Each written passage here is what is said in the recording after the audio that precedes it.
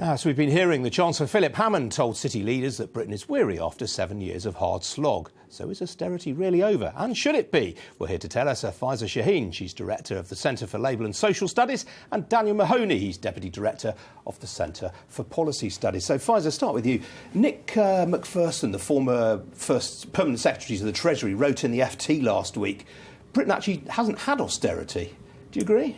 No, I don't agree. I think when you look across public services, so even mental health budgets, 8% cuts, NHS schools, I mean, all of those parents that got letters home from their head teachers saying that they don't have enough money. I mean, what was that? Was that not to do with the cuts? We know nurses go into food banks.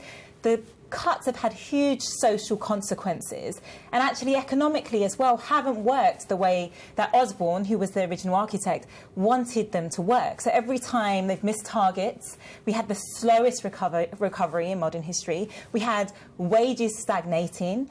We saw consumer debt, private household debt back up to pre-financial crash levels. Yeah. So it has been a failure. Nick Macpherson's point, though, is that government spending has carried on rising year after year. You know, there hasn't been a year when it's fallen. It's risen every year.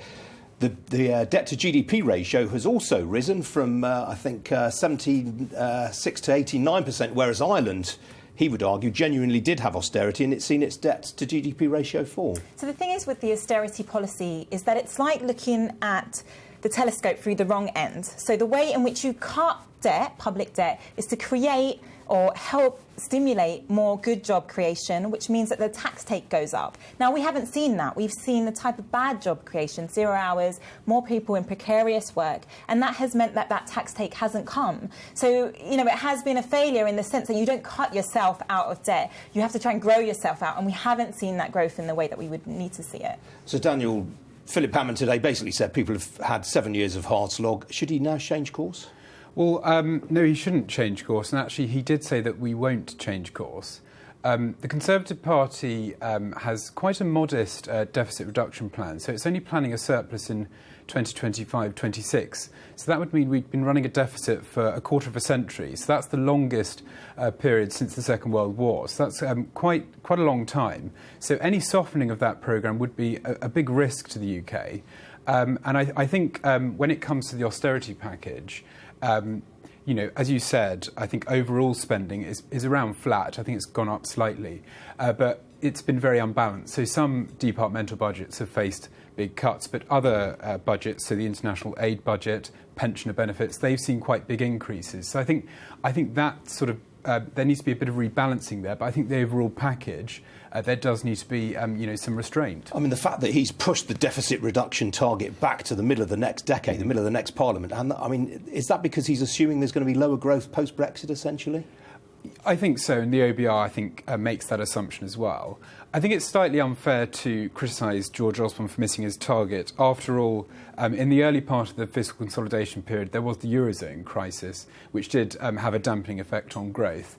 And I think some people argue that fiscal consolidation, you know, caused that. I think the evidence very much suggests otherwise. Not just the Eurozone crisis, there was also, you know, high commodity prices and things like that. So, you know, there has been very strong growth since then. So 2014 and 2016, very strong growth, and, you know, some of the highest in the G7.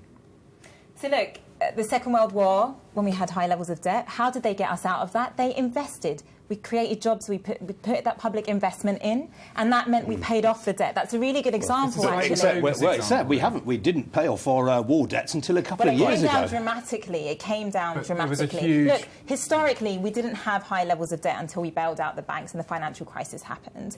So we have to take that into account. Now, what you do to grow yourself... Look at countries like Italy. They have lower levels of debt than us, but are they countries we want to be like? They have high levels of debt to GDP. Yes, if you look at public ownership, if you look at debt and how much they're taking out per year.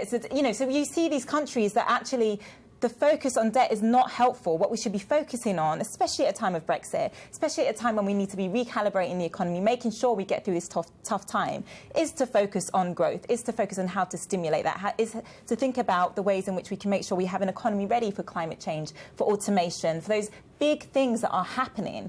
And the focus on the debt is just an unhelpful way of looking at the issue. Can I just say on the Second World War point, I think that is a bit of a... Daniel, sorry, we're right out of time. I do apologise. Faiza, Daniel, thanks for joining me both.